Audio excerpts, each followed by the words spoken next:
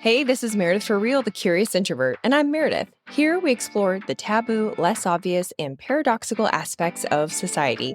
Questions that need nuanced answers, not just Google results. These are the conversations you thought you'd never get to have. And the goal is to inspire curiosity over judgment. So bring your ADD and your earbuds and have a look around. Before we dive in, I want to say that if you like giving your opinion and getting free stuff, you're officially invited to join my private Facebook group.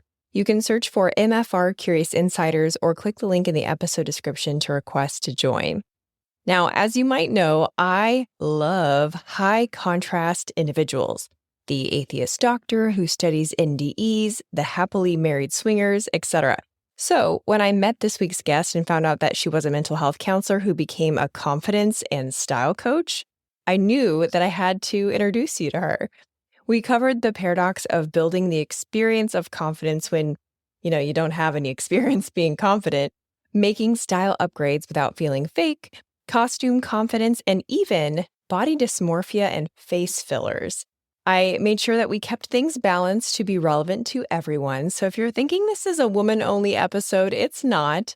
And she addresses introverts a few times. So I truly think everyone will feel inspired to experiment with their look after listening and see if they do, in fact, feel more confident. If you end up liking this episode, you'll also like the one I did with a MENNONITE turned fashion designer, where we talked about reinventing yourself. That is all the way back to episode 6. All right, friends, keep it curious. Confidence comes from within. That's the saying, right? But the saying is also, use what your mama gave you. So which is it? Most of us felt unsure in our youth, but is just not caring as we age the same as confidence? Plus, why does any of it even matter? Does confidence have utility? My next guest is a mental health therapist turned confidence counselor and dating strategist who takes a holistic approach to helping her clients upgrade their inner and outer image.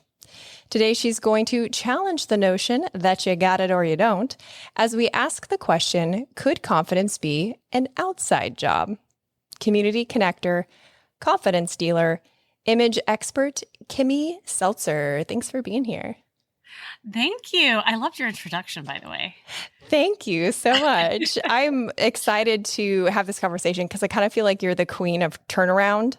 The turnaround from stylist or from therapist to stylist, from mousy to confident. And then there's like the turnaround when you're walking down the street and then people turn around and they go, damn, girl. it's like all of the turnaround all at once. Well, that was kind of my story and my turnaround because I went from frumpy mommy to hot mama, which really inspired me to get into this whole thing anyway. Because, before I got into this, I really thought confidence was an inside job, right? I mean, practicing as a traditional therapist, I did all the traditional things and the inner work, and it's super important. And by the way, I still think it's super important, but it wasn't until my own hot mess story is when the turnaround happened, as you put it. I love that it's a hot mess story. And I want to hear more of your turnarounds, your specific turnaround story in a little bit. But first, I got to ask why, because I was that annoying kid in school that asked the teacher, like, excuse me, why are we learning this? Why is it important? Why does it matter?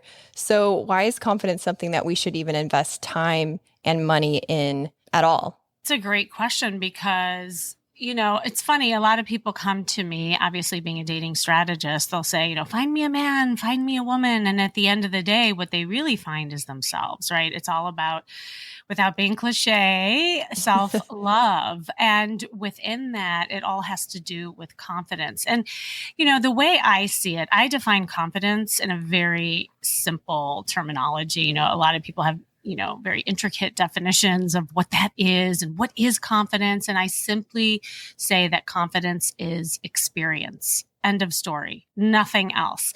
Because I don't believe there's one person listening to this or watching this that is not confident. It's just that there's an area where you haven't had either enough experience in or positive exposure to.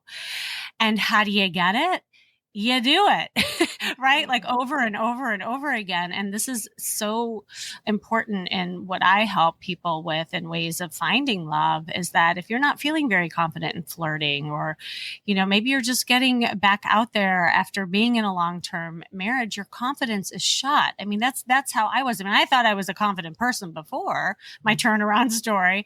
And then when everything happened, my confidence completely shattered. And it wasn't until I learned how to pick up the pieces where I felt whole by doing things over and over again. Like when you and I first did podcasting, I mean, I don't know about you, but I didn't feel very, I mean, the funniest thing, my first episodes, I sound like I'm in a can because I didn't turn the microphone on correctly. No. Right. And so here I spent all this time trying to get ready for my podcast. And so how did I learn how to be a podcaster after 7 years? I just did it over and over again. Yeah. And I know it sounds simplistic, but it's so important because when you feel good about yourself, you look in the mirror and you say, I got it going on. That's when other people do too. Well, and you said experience leads to confidence. Is it possible, though, that you can create the illusion of experience inside but through imagining the situation and imagining yourself doing well? Oh, absolutely. I mean, that phrase, act as if until you become, is absolutely true. And I know you have a little bit of like modeling and theater background, and so do I. And I know that like, the importance of that rehearsal, envisioning the character, right? And being that person until you absolutely embody it. And you do sometimes have to fake it until you make it, but it's not. And here's the thing that like rubs people a little bit differently because they'll say, well, I just want to be me, right? Like I want to be authentically me. Right. And it's not about changing who you are, but it is about marketing yourself in a way that people get to know who you are as your confidence builds. And that's what creates, the love, the connection, all that stuff.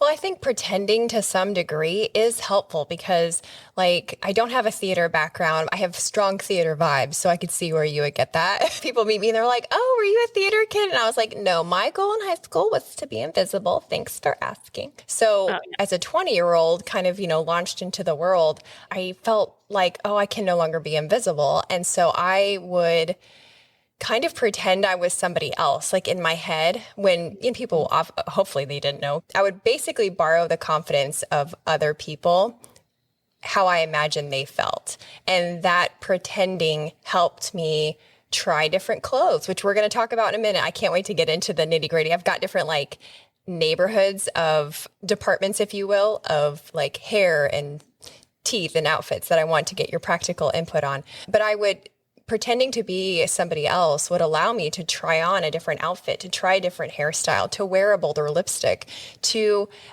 answer as though I knew what I was talking about. And I found that really helpful because soon I became the me version of whoever it was I was imagining. No, it's real. And there's actually scientific proof that what you wear, what you put on increases your performance, confidence. I call it costume confidence. Actually, what you're talking about is totally real. And I know this and I see this with the people that I work with when we do makeovers and even in my own story. Like I remember there's this one woman and she came to me to help her find a man. And she was an introvert and extremely shy. And she's like, I'm not the kind of person that puts myself out there. I don't need help with my clothes. I have like really beautiful clothes. I have Chanel, blah, blah, blah. She listed all these brands. And she's like, I just really need help like talking to men and having more opportunities to flirt and all that, because all of that just was horrifying to her. And so she showed up because I do a lot of like in-field coaching where we go out in the world and we flirt. And I also shop with people. So I'm kind of like Hitch meets what not to wear. She shows up. And she's wearing, I mean, granted, yes, they're beautiful garments, but she had this black shawl wrapped all around her and she was dressed in like beige and dull colors. And she was literally hiding in her clothes. And I said, look, I am so happy to like go out and help you flirt and all that, but we need to take care of your image. She's like, well, what's wrong? I think I have good taste. I'm like, it's not that you don't have good taste, but you're not marketing yourself and putting yourself out there saying, hey, I'm approachable. I'm open for business, and with that also made her body language clothes too. That's what I love about the clothes, is because it really can help you move in your body in a different way. And so anyway, we went shopping, and she's like, I can't wear color. It's just not me. I said, look, I just want you to do one thing before we start. For the next week, I gave her a homework assignment. I always do. I said, I want you to wear this red lipstick around town, like every single day as an experiment, and just see what happens and report back to me. So she's like, that's so not me. I said, that's exactly why you should do it. And so she puts on the red lipstick, and she comes back and she's like, that magic red bullet. I said, what happened? She's like, Kimmy, I don't know how to explain this. I walked out in the world and like all these guys started talking to me, like, you know, just in the train station, walking out and about in restaurants, in the Uber, like, and she's like, that never happens to me before. And yes, there's a lot of psychology with color. We can talk about that a little bit later, but really there was this symbiotic relationship between what she put out and what she got back. Right. And that's the beauty of this kind of costume confidence, as I call it. When you wear certain clothes, it shifts the way you move in your body, which directly affects the signals that you send out to the world that you're like happy, that you're open. And all of those things really matter when you're trying to meet someone. That's so interesting. Okay, so what's the difference between gaining confidence as you get older and just not caring? Because there are definitely people that are older, whatever you consider older to be, who go, oh yeah, I used to care about that. Now I'm whatever. And I'm like, that doesn't sound like confidence. It could be, but I don't know. I'm going to guess not. So what's your take on that? How do you tell the difference? That is such a good question. I love that you said that because, well, first of all, I am older, right? So I've been through the phases. I understand like the differences between, you know, kind of that confidence that you build from within and also how you are on the outside, but also the not caring. I think the biggest difference is, well, I think there's almost like two different dynamics that can happen with that. I'll go over the first one. The not caring, if you will, I think can be a good thing in a way of like, you're not worried about what other people think and feel. You're just going after what you want. And that is the ultimate confidence, right? Like when you stop really worrying about other people's opinions or comparing yourself to others, as you age and you get older, you kind of come within and you're just like more settled within yourself and you're happier. And that's beautiful. Now, on the flip side, the other scenario, and this is as a therapist where I can kind of see the difference, is that sometimes people say, I don't care as a defense. Yeah. Meaning if a man doesn't like me for me, then forget them, you know? And I see that a lot. And there's a little bit of like the boxing gloves that go on. And really what's happening there is either there's fear, there's mistrust, they've been hurt before. And so they'd rather say that they don't care and not do anything than put themselves out there and be rejected, for instance. And so you have to kind of feel into which is which, right? Like, and it's a personal thing. It's your own journey. And that's why when I work with people, it's so important for me to understand people's journey. We're all so different. There's no cookie cutter approach to this stuff. Like there was a woman who I worked with who had exactly that. Like she was in like these toxic relationships, a little bit narcissistic men that she would attract. And so she went out and she said that like, well, a man doesn't like me for me, forget him. I'm not going to like dress in a way or put myself out there in a way that's going to like change who I am. And I said, well, I get that. And the very thing that you want, you fear, and what you fear is what you want. And so now you just have this love shield on that no man can penetrate, right? Pun intended. Right, exactly. I couldn't resist. Sorry, Kimmy. Oh, I got a little Freudian slip. Anyway, so yeah, and we had to work in like small chunks and increments to really like kind of chisel away some of that mistrust and fear that she had. And it started with just doing very simple things. And that's what I really want to highlight with all the things that we're talking about. It's those small little changes that will add up to the bigger win and overall confidence. You can't just like jump into this stuff and say, oh, I'm going to be more confident, and I do this with my charisma quotient formula that I can talk about too later. And on the other side of the pendulum from I don't care, therefore I've given up, boundaries, don't look at me kind of thing, is something else that I think you as a former therapist, current stylist, are just expertly positioned to comment on. And that's body dysmorphia, something that we used to really attribute to fitness competitors and bodybuilders. Now I feel like it's happening with Botox and fillers, and people who are unarguably beautiful are injecting themselves to the point they look like puffy alien Jim Henson Muppets. I mean, it's bad. It's bad. Yeah. Well, oh gosh, this could be a whole other podcast, to be honest. Right. I know. This is a big topic, and especially now with filters and social media, and we're all doing such interesting things with our images and looks. Interesting is a safe word, right? Like it is such a good therapist word. Interpret that however you want. I've actually thought, like, sometimes when I see people, in public, and I just think to myself, well, that was an interesting choice. It's just so interesting. You are just, now, if anyone calls us interesting in the next couple of weeks, we'll be completely suspicious of them. Well, unless they give you a 5-star rating, right? Like, it's all about what it's paired with. I truly, well, first of all, like emojis or pairings that go with it when it's written, or like your tonality, right? Because you could say, ooh, interesting. Or you could say, oh, that's interesting. And that totally two different contexts, and you can tell exactly what it is.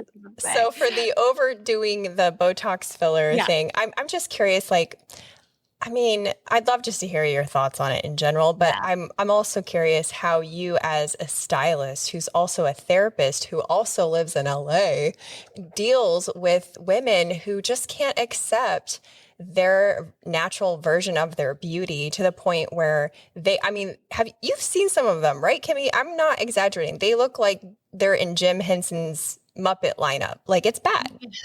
What I want to almost start with is that whatever makes you happy is what really, I think, counts, however you feel, because there's truth to that. Like, when you look at something in the mirror, nobody else sees it, but you see it, right? Like, there might be something like a spot on your body or like a roll on your stomach that no one sees, but you do. And if there's something that you can do that makes you more body confident with that, that's going to affect the way that you move through the world. So I honor that, right? Like, I'm never against anything, but what you have to be careful of also is that sometimes people overcorrect or overdo things in a way to make themselves happy, but then they're not doing any work internally. So that's why I'm super I guess very careful when I talk about this stuff, because I'm a therapist, because I'm a stylist. It both is very important to look at. It's about balance. But what I will say is that honestly, most people who come to me are not feeling very body confident. And that's why maybe they're stopping themselves from putting themselves out there and flirting with people, or also even just, putting their picture online when they're dating. Like, that really affects them. So what I love doing with clothes is helping people feel more body confident, no matter what your body is. And so I have like these free style guides, actually, if I can plug it, because it's such a great way to just get started and build your confidence. Just go to kimmyseltzer.com/style. I have one for men, one for women. And, for the women, what's really great is it's just measuring your bone structure. It has nothing to do with your weight, but how you're distributed, basically. So it's your shoulders, your waist, your hips. You determine what body type you are. And then the guide goes over what clothes flatter your figure and what clothes to stay away from. And when you look in the mirror with these certain kinds of clothes, it'll build your body confidence overall. Same thing for men. And men don't have as many body types as women, but I also go over just like little fashion tips for men, because men, please, like women are very visual. Like we love when you dress well. And I don't think men realize that as much. Right. And so again, because that's going to affect the way that you move through life. When you see something in the mirror and all of a sudden you see something different. There was another story of a woman that I worked with who had covered the mirrors in her home for 20 years. She said, I can't look at myself in the mirror. When we went into the store, like if I was a traditional therapist, I probably would have done some cognitive therapy on her and really talked about her body image, but that's not what she needed. Like she actually needed to see herself differently. And I gave her a pair of shoes and a jacket, and I told her to look in the mirror just 5 seconds. And she looked in the mirror, and it went beyond that 5 seconds. It was like 5, 6, 7. And she just started crying again. But this time it was like tears of joy. And she's like, Kimmy, I've never seen myself look so beautiful. Now, she hadn't changed her body weight from the time she covered her mirrors till that moment, but she saw something different. And then I created a monster, because then we were skipping around the store. She was dressing with the door open. We did a photo shoot. She loved the way she looked. She went online. She found her man. I mean, again, it's this domino effect that can happen. Yeah. Well, and most of my listeners are paired from what I can tell, but I don't think this information and this idea is exclusive to people who aren't paired. Especially if you're in a long-term relationship, I second what you say, that I love when my husband dresses, and he dresses nice most of the time. But when he has a new outfit, I just love it. And I love when I have, an outfit that I feel good in, or I just feel put together, I guess you might say. And I just feel, I'm kind of laughing because I was about to say I feel confident, and that's what this whole episode is about, is I feel confident. So I definitely want to get into those 5 departments in a sec, but I want to hear your story, because how you started gaining confidence or helping other people gain confidence was you gaining confidence yourself. And I was so surprised to learn that you went from, you barely got out of bed, and when you did, you were literally wearing oversized maternity clothes, but you were not pregnant. And basically a good day was I was successfully unnoticed today. How do you go from being on the Tamron Hall show? Oh my gosh. Thank you. Well, wait, just to address what you said before about couples. Yeah. I always say, no matter where you are in relationships, you should always date your partner, no matter what, because again, what we're talking about, actually, it's not about the man. It's not about the woman. It's about you. And when you feel sexy and you feel, again, that confidence, that's when other people will too. If you're not feeling it, this, it affects your relationships. It affects the way that you go out and try to find a relationship. So this is so important. That's why, I'm doing a retreat this summer. I decided to pivot. I usually do co-ed and, we do dating skills 101, that kind of thing. But I decided to just work on sexy confidence, because there's just this big thing right now where people just are not feeling good about themselves. And so I'm glad you said that. But yeah, it does kind of relate to my story, because as I told you before, I really thought I was a confident person. I lived a very comfortable, I would say, traditional life. From the Midwest. I had the picket fence, the dog, the kids, the husband. I still have the kids, by the way, but you know where the story's going. And so I literally left my cushy life. We picked up, we moved across the country. We plopped down here in La La Land, Los Angeles, where I am now. And it was overnight. And when I tell the story, sometimes people are well, no, there was a succession of time that happened. But in my mind, in my recollection, that moment that we landed is when my life changed as I know it, and also just how I even am today. So it happened so fast because, we were removed from also our support system, anybody that would give us like help.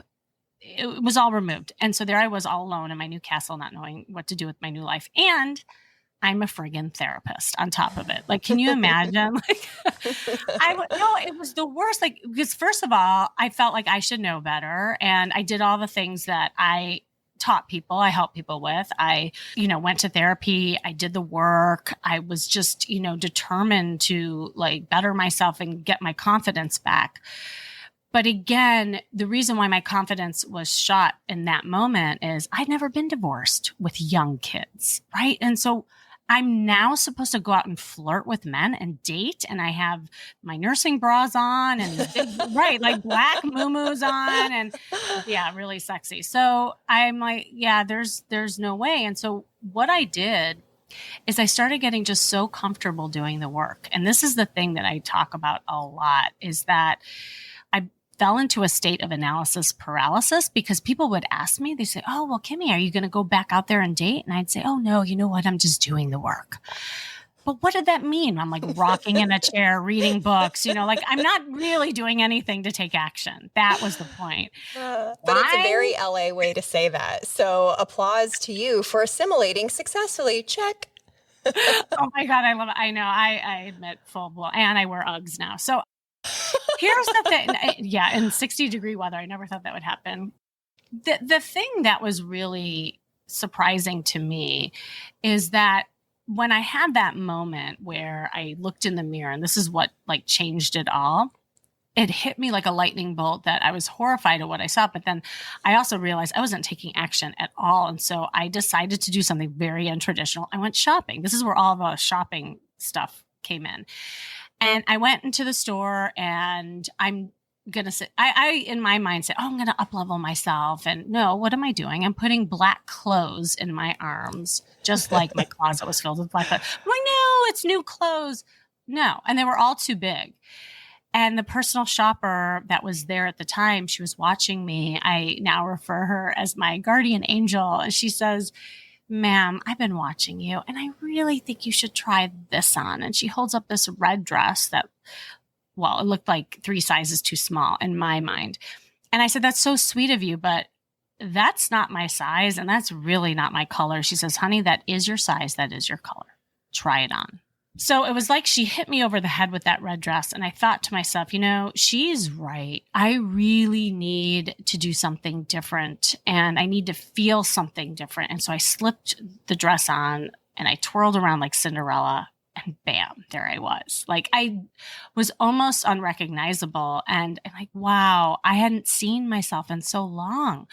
So remember how we were talking about the costume confidence? Well, I decided to just buy that dress that day as a costume. I did not intend to like really wear it out with guys or anything like that, but I decided to do an experiment. And I said, all right, I'm just going to wear this dress everywhere and I'm going to see just what happens to me. So I went to the grocery stores. I went to the coffee shop. I walked my dog in the red dress. And this is where everything came together for me. I noticed men starting to notice me and I didn't like it. That's what really shocked me. So this whole time I was like remaining invisible with this black cloak on my body because I was scared. I was scared of being seen. I was scared of like men actually approaching me because then what would that mean? Because really deep down, I didn't think anybody would really love me at the time. Who would love a young mom with young kids, like that. So I obviously there's like more to the story, but I realized there's this symbiotic relationship between the outer and the inner when it comes to confidence. And this is where my charisma quotient formula was born, where I'm like, wow, when you wear something and your body is different, it actually goes internally. And it's the quickest way to really start feeling better about yourself because I was transforming. I was doing like a makeover on myself. And I really saw the impact that had both internally and externally. And so that's where, like my whole outside in approach was born. And so I work on the outside first with something I call style intelligence, which is your dressing, your body language, your energy, the way that you just your first impressions, if you will. Then I go inward and I work on emotional intelligence and how we express ourselves, authenticity, vulnerability, emotions, all of that. And then the third pillar is your social intelligence. And yes, that includes flirting, how we manage interpersonal communication, social comfort, all of that stuff. I love the approach. And I'm so grateful that you shared that your outer transformation showed you something about the state of your inner world. And I think that's a great example of how clothing or just your appearance can reveal things about what's going on the inside, maybe a core belief or a fear or whatever that can be revealed.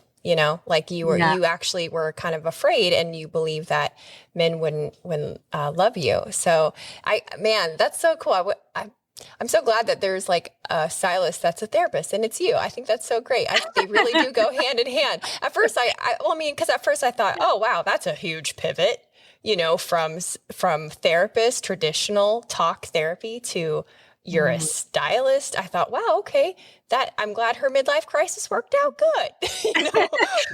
But actually they go hand in hand. They really are. I'm sure there's therapists who wish that they could also do what you're doing. And then there's probably stylists who wish they could address the mental health stuff a little bit more. Yeah, I'm so grateful that I've had these experiences. I always say, adversity are gifts in disguise. And it's not until you're through it, you look back and you're like, oh, there was the gift. There's now what I can give others. And I don't think if all that stuff happened to me that I would be here today. I might still be doing traditional therapy. And by the way, I still incorporate therapy in my work and infuse the coaching aspect too. So it's kind of a 1, 2, 3 punch in approaching, just helping people with their confidence and love life overall. And to me, it just makes sense, right? Like it's just, again, we're all like puzzles, and there's just pieces of the puzzle that sometimes are missing. And when you find the void and when you find the gaps where you can kind of close that gap and it makes you feel more whole, that's to me like where the magic is. And so, yeah, like I love doing like these retreats and working with people in the field and doing makeovers. And I mean, like at the retreats, I bring in salsa dancers and like we get into our body. Cause I think so many of us, no matter where you are in your relationship status, we get in our heads a lot. And especially in today's society where things are going so fast, we forget about just being. And being in our body and being happy and connecting with others. And that's really like kind of now my passion with everything that I do. That's so cool. I'm excited and ready, if you are, to get into our 5 departments. Oh, yes. I'm so fascinated what you're going to ask me. Yes. Hey, Curiositors, just a quick pause to show gratitude to our sponsors and give you some special deals. My husband and I have been using Liquid IV since 2019. We love that you put it in cold water and it actually dissolves and, tastes awesome. Lately, strawberry lemonade flavor has been my go-to. They also have sugar-free now. And in just 1 stick, I get 5 essential vitamins and hydrated 2 times faster than water alone. Get 20% off when you go to liquidiv.com and use code CURIOUS at checkout. That's 20% off anything you order when you shop Better Hydration today using promo code CURIOUS at liquidiv.com. When I started listening to podcasts, I could never find the one go-to show. They were either too self-helpy or too bro-y, until I found the Jordan Harbinger Show. Honestly, I feel like it's a sister show to my show. If you like my show, you are 100% gonna love his. Some of my favorite episodes include the one with the man held hostage by Somali pirates, episode 115, and the one with the pain psychologist about how pain lives in the brain, not the body, episode 661. But you can also download a starter pack of episodes by going to jordanharbinger.com/start. And Jordan himself, super interesting. He's a recovering Wall Street attorney who speaks 5 languages, was kidnapped twice, and used to run a tour company that took Westerners to North Korea. Yeah, you like it already, don't you? I told you you would. You can't go wrong with adding the Jordan Harbinger Show to your rotation. It's incredibly interesting. There's never a dull show. Search for the Jordan Harbinger Show. That's HARB as in boy, IN as in Nancy, GER on Apple Podcasts, Spotify, or wherever you listen to podcasts. Spring has sprung, but so have the mosquitoes, and that can be a real buzzkill. See what I did there? I've been using Insect's mosquito service since 2019, and they continue to impress me. They guarantee their work, and pollinators are always top of mind. Don't wait till the last minute to get on their schedule. If you're in the Florida Panhandle or the Gulf Coast of Alabama, give Insect a call, enscc.net. The Florida Panhandle isn't just the home of your favorite podcaster. That's me, by the way. Shameless, I know. But it's also a go-to spot for a lot of families on vacation. Don't plan a Pensacola trip without getting tickets to the UWF Historic Trust. It's good for a whole week, and it's a great indoor activity option. You'll recognize Trader John's where I record the show in the Pensacola Museum of History. Get your tickets in person so you can show the agent one of my emails and get $2 off an adult ticket. historicpensacola.org. Now back to the show. Remember to stay till the end where I give you a sneak peek of next week's episode.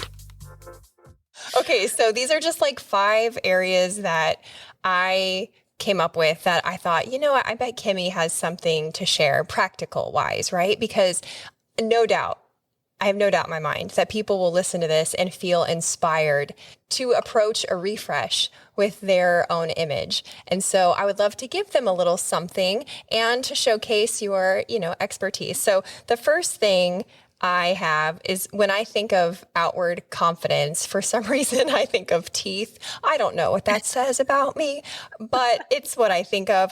So how can people improve their smile to be more confident? Oh my God, smile's such a big thing too, because it's actually something that I'm constantly teaching people with, no matter if it's like flirting or relating to people.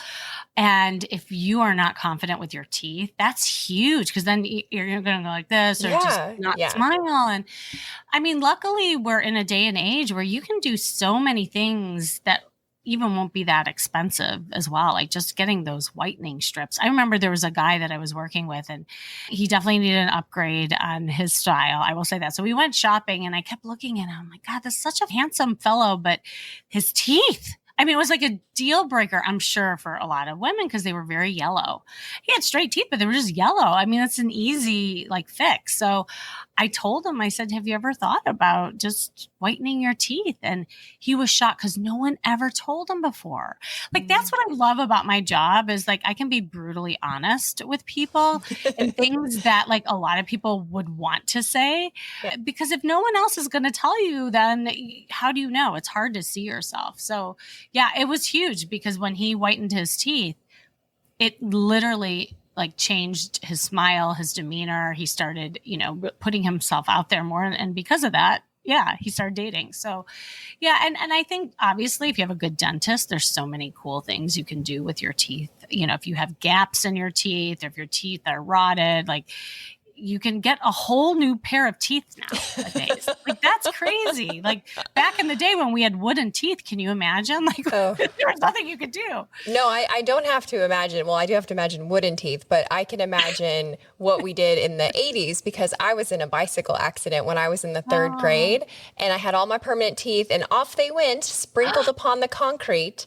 And so my front 4 teeth are crowns. And then I have a partial thingamajig on the one side. So, and let me tell you, do you know what they did in 1987 when a 3rd grader breaks her teeth?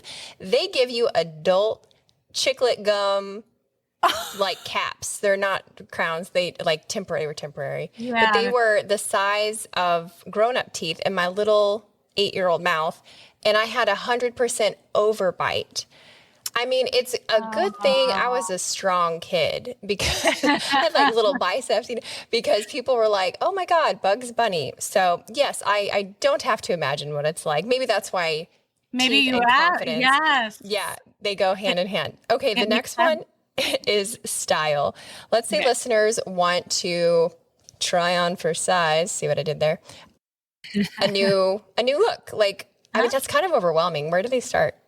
I use this formula. It's very simple. Everyone can do kind of their own closet audit, if you will, by using what I call the 3 C's. And the first C is I just call it confident clothing. Like everybody has a go-to outfit in their closet. Like if you had a social event tomorrow or a job interview, like what would you put on your body? And then take a look at that outfit and assess what is it about that outfit that makes you feel confident in? Is it the color?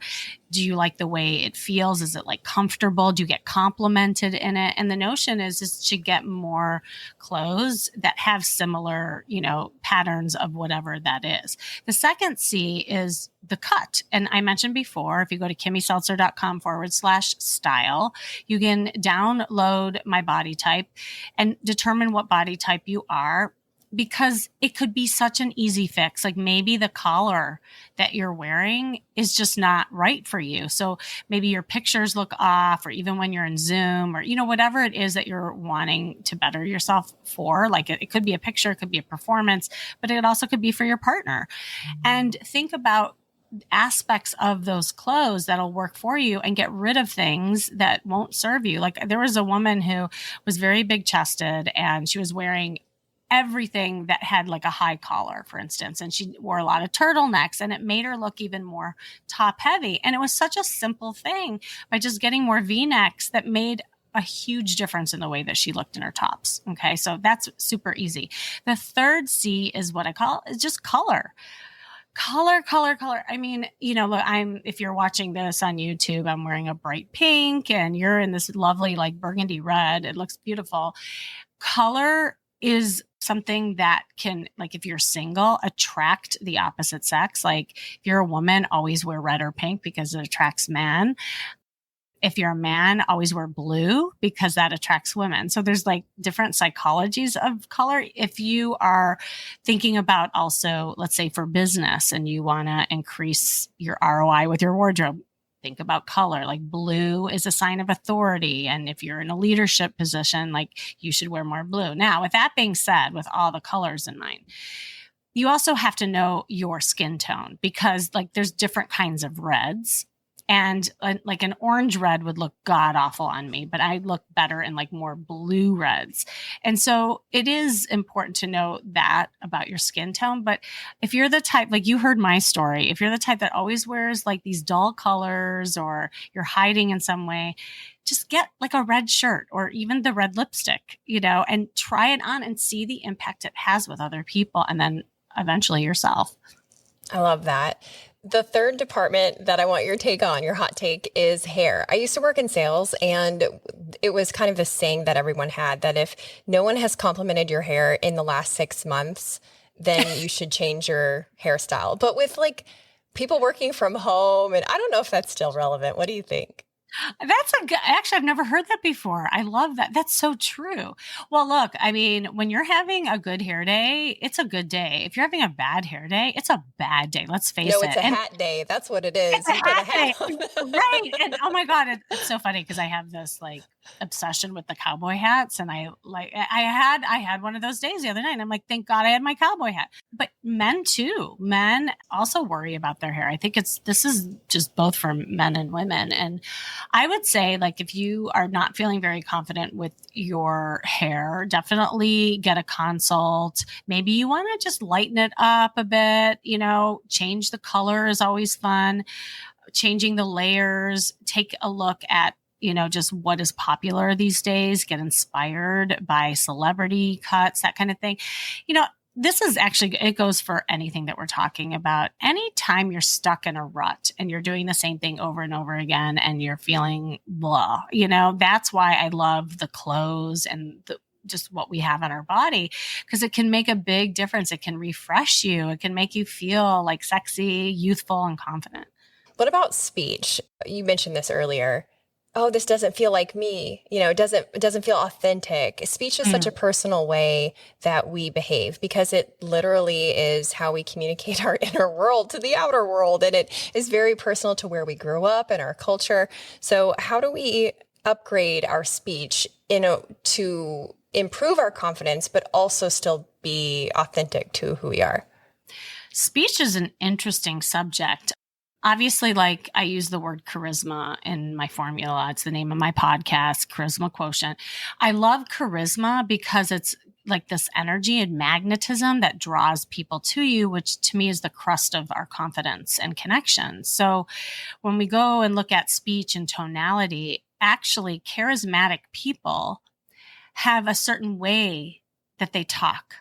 There's a certain tonality. There's a certain cadence, the words even that we choose. And what's interesting is that tonality is considered a nonverbal communication. Like we all look at and talk about body language mostly, like in ways of what we see visually, but the sound of your voice actually is considered nonverbal communication. And it's a big part of how we view each other.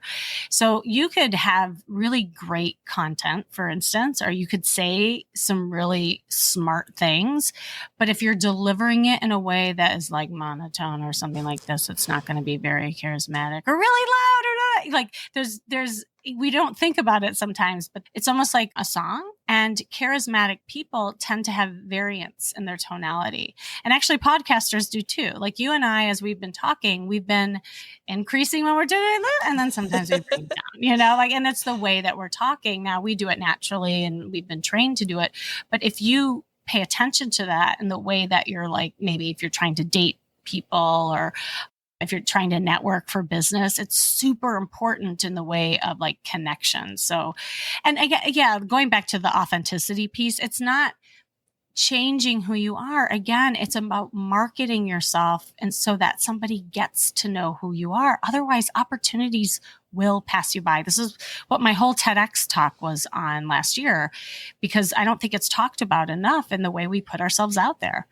Yeah, I never considered tonality as a nonverbal, but you're right. When a leader communicates a new plan for the company, for example, and he or she has this very grounded, calm tone, almost like they've already lived it and they're a passenger from the future traveling back in time to let you know it's going to be okay. Like you just feel... You feel something. You feel trust in that person. You feel like, oh, they've got it handled. That is so fascinating. What about self-deprecating humor? Yay or nay on that? I'm not a black and white answer girl. So that you have to know that That's about good. me. You're on the right show. We all are all about nuance here. So I think everything lives in the gray, to be honest. And even with the, stuff that I do with people, because things aren't that clean. I think in the way that when you're self-deprecating, it could be good when it's used in ways of being really confident. And, like when you were doing it a little bit earlier about, your teeth or whatever it is, it's in the context of what we're talking about. Create a little laughter. But if you're somebody who's constantly doing it and there's no pairing of confident type of talk, then you're seen as negative, sad, victim, like that kind of thing. And it can also be very off-putting.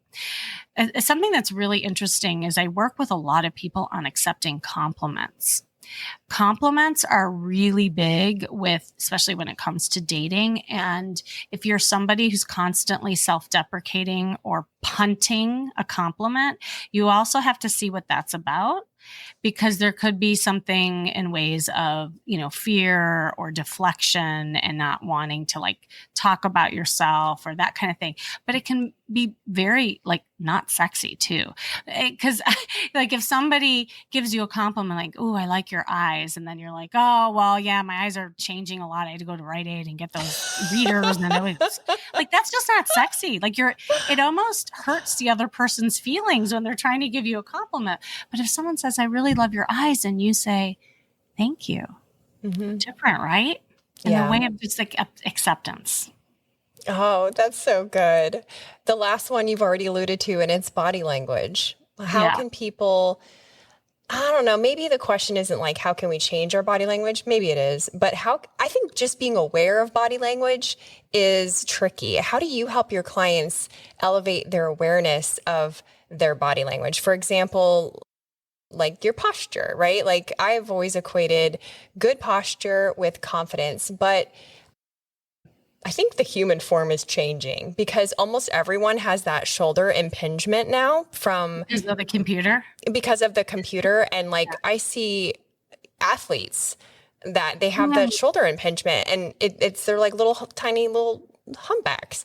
And so I'm like, well, they're probably confident kids. They just are on their devices a lot. So tell me about that. How do you tackle all of that? It's huge. And it, again, not looked at enough. I mean, the research shows, and there's a little variance in some of the research, 93% of communication is nonverbal. 93%. So what you say isn't even as important as how you show up. So for instance, you could be internally a very like confident person or know a lot. But if your body language is saying something different, there's an incongruency with who you are.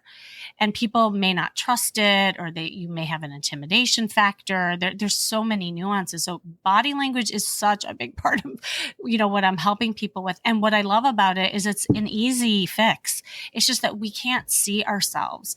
And so many people are focused on what to say in the conversation.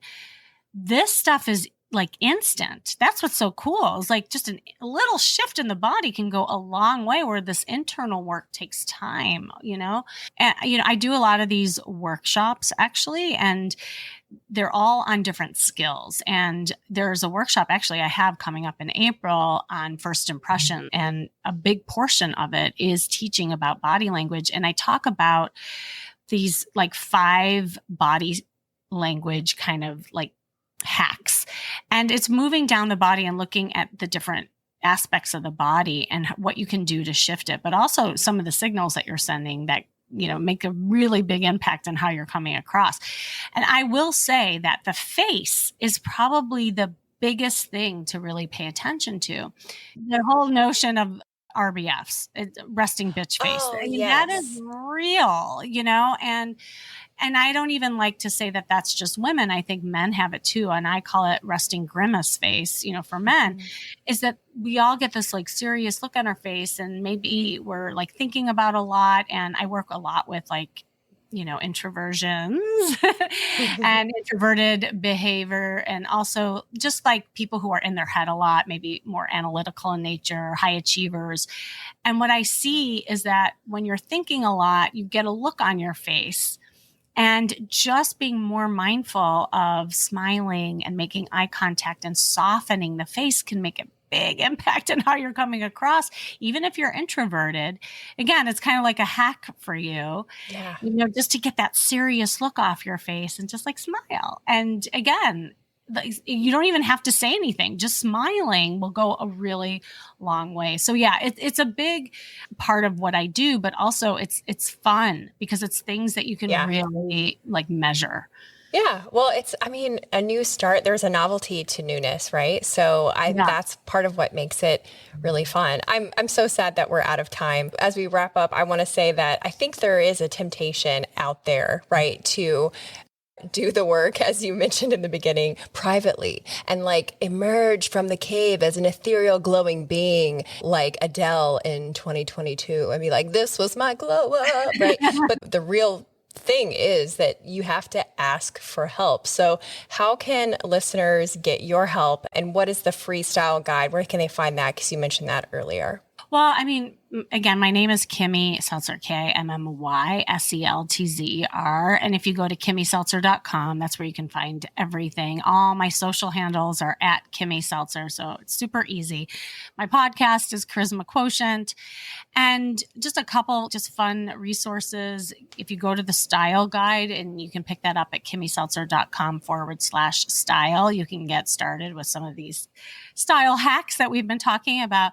But also, if you're single looking to mingle, I do these monthly workshops, and depending on when you're listening to this, I have it happen every month. If you just go to stophatingdating.com, that's stophatingdating.com, it'll show you when my next workshop is. And then you can really start practicing some of the stuff. It's co-ed, it's super fun, and we actually do a lot of practice in there.